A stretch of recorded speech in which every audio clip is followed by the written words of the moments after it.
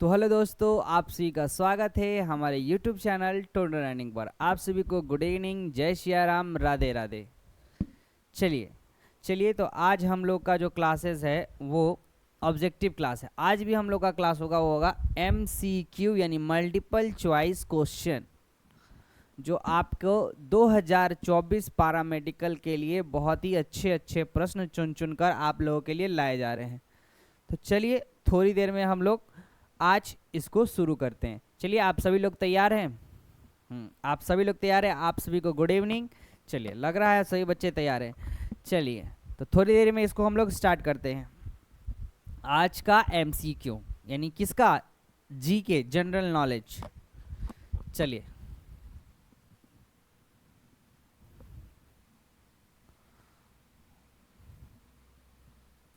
तो चलिए दोस्तों स्टार्ट करते हैं हम लोग अपना फर्स्ट क्वेश्चन की ओर। चलिए पहले क्वेश्चन की ओर बढ़ते हैं। पहला क्वेश्चन क्या कह रहा है कि तुम मुझे खून दो, मैं तुम्हें आज़ादी दूंगा। यह नारा किसके द्वारा दिया गया था? एक नारा है, तुम मुझे खून दो, मैं तुम्हें आज़ादी दूंगा। बताओ ये नारा जो है किसने दिया है? ऑप्शन है आपके लाला लाजपत राय, सुभाष चंद्र बोस, बाल गंगाधर तिलक, महात्मा गांधी। बताइए, तुम मुझे खून दो, मैं तुम्हें आजादी दूंगा, यह नारा किसने दिया था?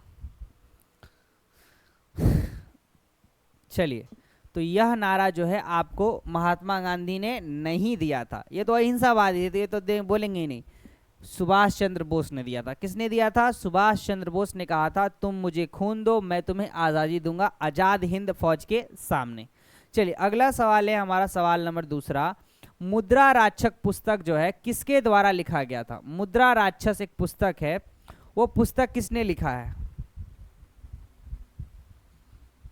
आप लोग सभी लोग बताएं कि ये जो मुद्रा राक्षस पुस्तक है वो किसके द्वारा लिखी गई है?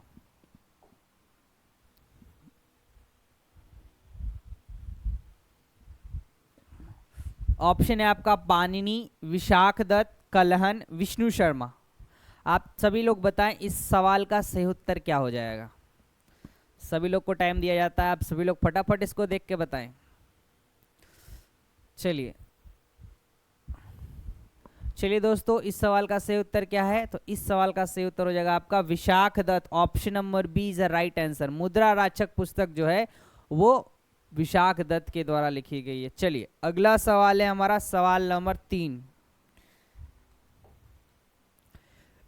ग्रैमी पुरस्कार किस क्षेत्र में दिया जाता है? साहित्य के क्षेत्र में, फिल्म के क्षेत्र में, खेल के क्षेत्र में या संगीत के क्षेत्र में? यह एक पुरस्कार है ग्रैमी पुरस्कार, वह किस क्षेत्र में दिया जाता है? साहित्य हो गया, फिल्म हो गया, खेल हो गया या संगीत हो गया?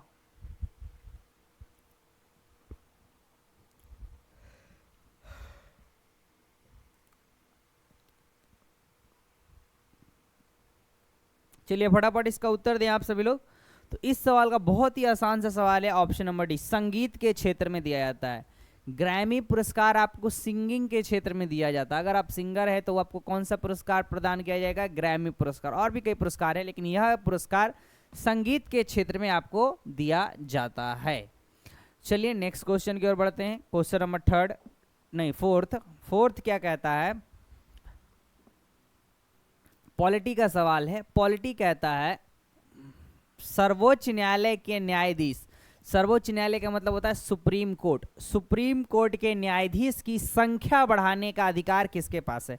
मान के चलिए हमारे यहाँ सुप्रीम कोर्ट में अभी 33 न्यायाधीश हैं।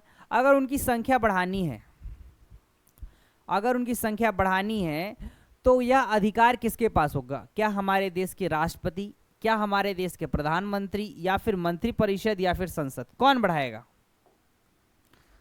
सर्वोच्च न्यायालय के न्यायाधीश की संख्या बढ़ाने का अधिकार किसके पास है? आप सभी लोग बताएं, संख्या बढ़ा कौन सकता है? तो संख्या बढ़ाने का अधिकार केवल और केवल संसद के पास है, यानी पार्लियामेंट के पास है। किसके पास है दोस्तों? पार्लियामेंट के पास। चलिए आप सभी को ये क्वेश्चंस अच्छे लग रहे हैं? सभी लोग इसका जवाब दे पा रहे हैं? चलिए तो साथ ही साथ बढ़ते चलें। अगला सवाल है हमारा, राष्ट्रपति के निर्वाचन में कौन भाग नहीं लेता है। सवाल नंबर सुनना, पांचवा, राष्ट्रपति के इलेक्शन, निर्वाचन का मतलब होता है इलेक्शन में कौन हिस्सा नहीं लेता है। पहली बात तो आप सभी को पता होगा, राष्ट्रपति का जो इलेक्शन होता है वो अप्रत्यक्ष रूप से होता है, उसमें हम लोग वोट नहीं करते, जनता वोट नहीं करती है, जनता के द्वारा चुने गए प्रतिनिधि वोट करते हैं। तो कौन कौन भाग लेते हैं, कौन नहीं लेते हैं। तो ऑप्शन 4 है, बताना इसमें से कौन भाग नहीं लेते हैं। लोकसभा, राज्यसभा, विधानसभा या मनोनीत सदस्य। मनोनीत का मतलब होता है जिसे राष्ट्रपति चुनता है अपने इच्छा अनुसार। चलिए बताइए, लोकसभा, राज्यसभा, विधानसभा या मनोनीत सदस्य।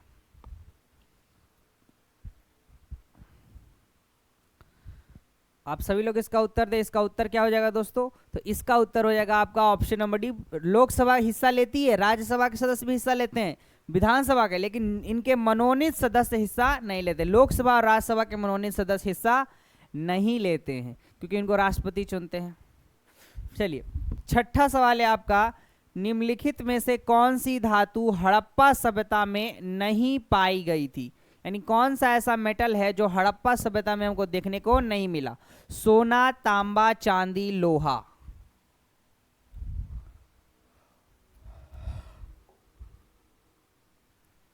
सोना, तांबा, चांदी, लोहा, आप सभी लोग बताएं, हड़प्पा सभ्यता में नहीं पाई गई कौन सी धातु, metal. Gold, copper, aluminium, iron. तो इस सवाल का सही उत्तर आप सभी लोग दोस्तों को पता होगा, ऑप्शन नंबर डी, आयरन जो है नहीं पाया गया है।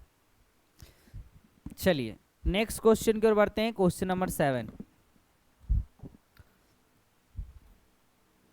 क्या कहता है कि भारतीय अर्थव्यवस्था कैसी है, यानी भारत की जो इकोनॉमी है वो कैसी है।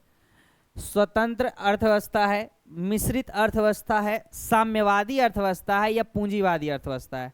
हमारी इकोनॉमी कैसी है, स्वतंत्र, मिश्रित, साम्यवादी या पूंजीवादी। आप लोग बताएं, इंडिया की इकोनॉमी जो है वो कैसी है, स्वतंत्र है, मिश्रित है, साम्यवादी, पूंजीवादी। आप सभी लोगों को पता होगा यह उत्तर। चलिए, आप सभी लोगों को प्रश्न अच्छे लग रहे हैं तो साथ ही साथ इस वीडियो को लाइक करते चलिएगा और कमेंट करके भी बताते चलिएगा, और अपने दोस्तों को शेयर भी कर दीजिए फटाफट कि क्वेश्चंस हो रहे हैं जीके के। आइए हमारे साथ रोज जुड़िए, रोज नहीं, जिस दिन जीके का क्लास होता है उस दिन रोज जुड़िए और क्लासेस अच्छे अच्छे प्रश्न बनाइए। चलिए, तो इस सवाल का सही उत्तर हो जाएगा आपका option number B, mixed economy, यानी मिश्रित अर्थव्यवस्था।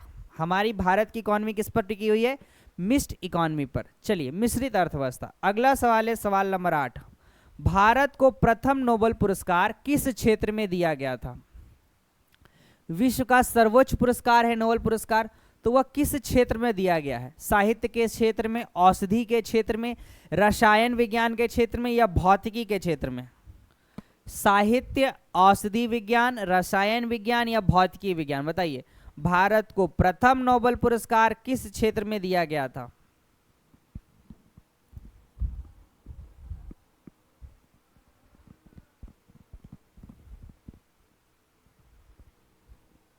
इस सवाल का तो बहुत ही आसान सा उत्तर है, साहित्य के क्षेत्र में दिया गया था, और यह कुल 6 क्षेत्रों में दिया जाता है।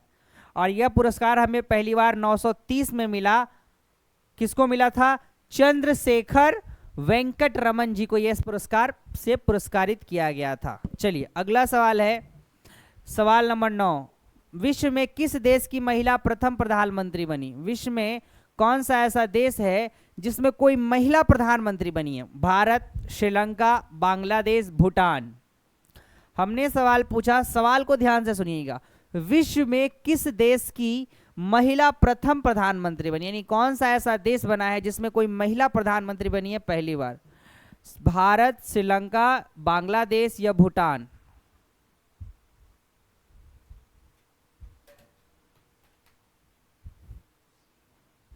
चलिए बताइए, 9वां का क्या हो जाएगा, 9 का हो जाएगा आपका option number B, Sri Lanka. Sri Lanka की एक महिला है जो भारत की बोल रहे, विश्व में पहली बार किसी देश की महिला प्रधानमंत्री बनी है। भारत में भी है लेकिन वो भारत की पहली है, लेकिन विश्व में पहली बार श्रीलंका की। चलिए अगला सवाल है हमारा सवाल नंबर 10, सवाल नंबर 10 ये कहता है फिड किस खेल से संबंधित है। फिड एक अंतर्राष्ट्रीय संगठन है जो किस खेल से संबंधित है, बताइए। फुटबॉल, हॉकी, शतरंज, टेबल टेनिस। फुटबॉल, हॉकी, शतरंज, टेबल टेनिस।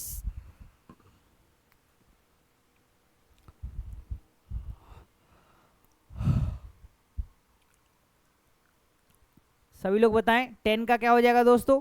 तो 10 का आपका ऑप्शन हो जाएगा, फटाफट इन लोग को जवाब दो। तुम लोग आलसी की तरह करोगे तो कैसे काम चलेगा। 10 का हो जाएगा ऑप्शन नंबर सी, शतरंज। शतरंज की बिसात सुने हो गए ना। 8 वर्ग ऐसे, 8 वर्ग ऐसे, यानी कुल मिलाकर 64। चलिए अगला सवाल है आपका, सवाल नंबर 11। गुरुमुखी लिपि का आविष्कार किस सिख गुरु के द्वारा किया गया था। अगला सवाल है आपका 11 नंबर, कह रहा है कि गुरुमुखी लिपि, पंजाबी भाषा लिखी जाती है इसमें। गुरुमुखी लिपि का आविष्कार किस सिख गुरु के द्वारा किया गया था। गुरु नानक, गुरु अंगद, गुरु गोविंद या गुरु अर्जुन देव। चलिए बताइए, ये जो गुरुमुखी लिपि है इसका आविष्कार किस सिख गुरु के द्वारा किया गया है, जिसमें पंजाबी लिखी जाती है। गुरु नानक, गुरु अंगद, गुरु गोविंद, गुरु अर्जुन देव। चलो बताओ 11 का क्या हो जाएगा। 11 का क्या हो जाएगा दोस्तों। 11 का हो जाएगा आपका option number B, Guru Angad. क्या हो जाएगा इसका सवाल का उत्तर, option number B, Guru Angad is the right answer. Gurmukhi लिपि का आविष्कार किसने किया, तो गुरु अंगद ने किया। चलिए अगला सवाल है हमारा, सवाल नंबर 12। 12 यह कहता है कि इराक का पुराना नाम क्या था। इराक एक देश है और उसका ओल्ड नेम क्या है। मांचुकुओ, मेसोपोटामिया, पर्शिया या दामोही। चलिए बताइए।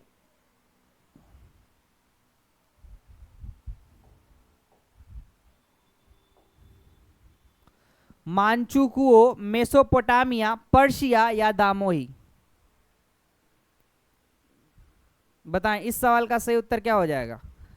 इराक का पुराना नाम क्या था, पर्शिया या मेसोपोटामिया, बताएं, या दामोही या मांचुकुओ।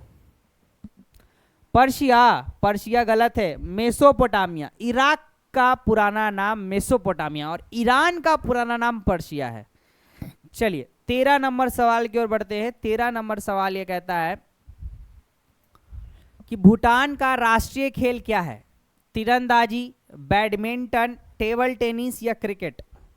भूटान एक देश है जिसका नेशनल गेम क्या है। तीरंदाजी, बैडमिंटन, टेबल टेनिस, क्रिकेट। ये आपके सभी प्रश्न पारा मेडिकल एग्जाम से संबंधित प्रश्न हैं, संभावित प्रश्न, और कुछ कुछ है जो पहले भी आ चुके हैं। चलिए तीरंदाजी, बैडमिंटन, टेबल टेनिस, क्रिकेट, इस सवाल का सही उत्तर क्या हो जाएगा दोस्तों। 13 का क्या हो जाएगा। 13 का हो जाएगा आपका ऑप्शन नंबर ए, तीरंदाजी। तीरंदाजी क्या है, भूटान का राष्ट्रीय खेल है। चलिए अगला सवाल है हमारा, सवाल नंबर 14। 14 यह कहता है कि हिंदी दिवस कब मनाया जाता है। 15 सितंबर, 21 सितंबर, 14 सितंबर, 29 अगस्त। हिंदी दिवस कब मनाया जाता है। 15, 21, 14, 29। 15, 21, 14, 29। चलिए बताएं 15, 21, 14, 29। 15, 21, 14, 29। आप सभी लोग बताएं यह कब मनाया जाता है दोस्तों। तो यह आपको मनाया जाता है 1, 2, ये 14 सितंबर को, 14 सितंबर को हमारा हिंदी दिवस सेलिब्रेट किया जाता है। चलिए अगला सवाल है हमारा, सवाल नंबर 15। 15 ये कहता है कि भारत कोकिला यानी नाइटिंगेल ऑफ इंडिया के नाम से कौन प्रसिद्ध है। विजय लक्ष्मी पंडित, लता मंगेशकर, सरोजिनी नायडू या रानी लक्ष्मीबाई, जिन्हें भारत कोकिला या फिर नाइटिंगेल ऑफ इंडिया के नाम से जाना जाता है। विजय लक्ष्मी पंडित, लता मंगेशकर, सरोजिनी नायडू, रानी लक्ष्मीबाई। आप लोग बताएं भारत की कोकिला किन्हें कहा जाता है।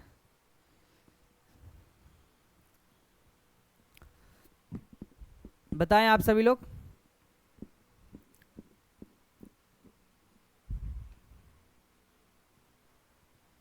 तो भारत की कोकिला दोस्तों कहा जाता है सरोजनी नायडू को। आया हुआ प्रश्न है ये, option number C is the right answer. चलिए नेक्स्ट क्वेश्चन है हमारा, क्वेश्चन नंबर 16। 16 ये कहता है कि फ्रांसीसी क्रांति किस वर्ष हुई थी? 1879, 1789, 1920 या 1920? फ्रांस की क्रांति जिसे हम फ्रांसीसी क्रांति जो है वह किस वर्ष हुई थी? 1879 में, 1789 में, 1920 में या 1970 में?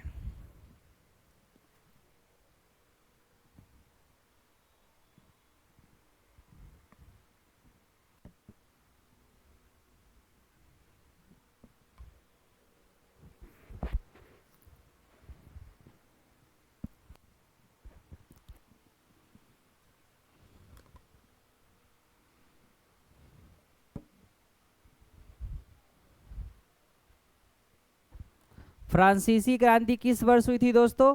तो यस का सवाल हो जाएगा ऑप्शन नंबर 1789 में फ्रांस की क्रांति हुई थी। फ्रांसीसी क्रांति 1789, option number B is the right answer.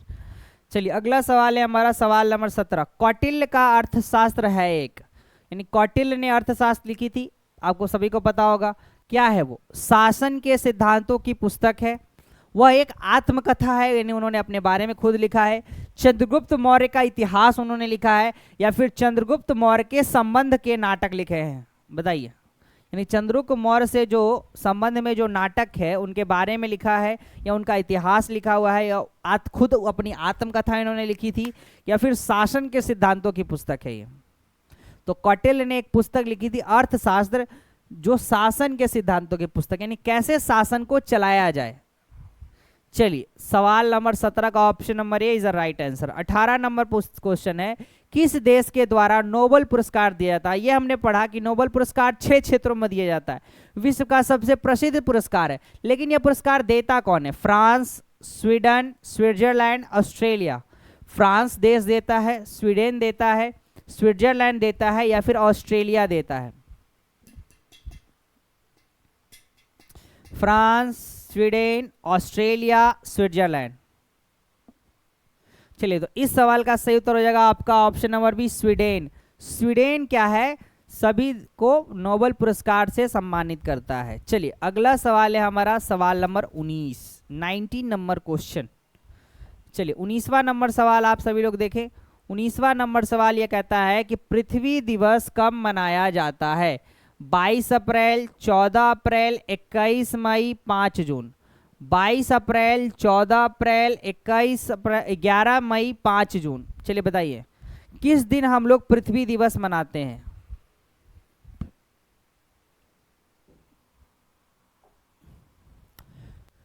पृथ्वी दिवस कब मनाया जाता है? 22, 14, 11, 5। चलिए आप लोग बताएं।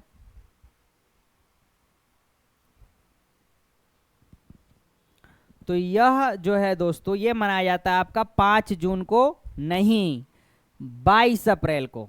5 जून को मनाया जाता है पर्यावरण दिवस, और यह है पृथ्वी दिवस। चलिए अगला सवाल है हमारा, सवाल नंबर 20।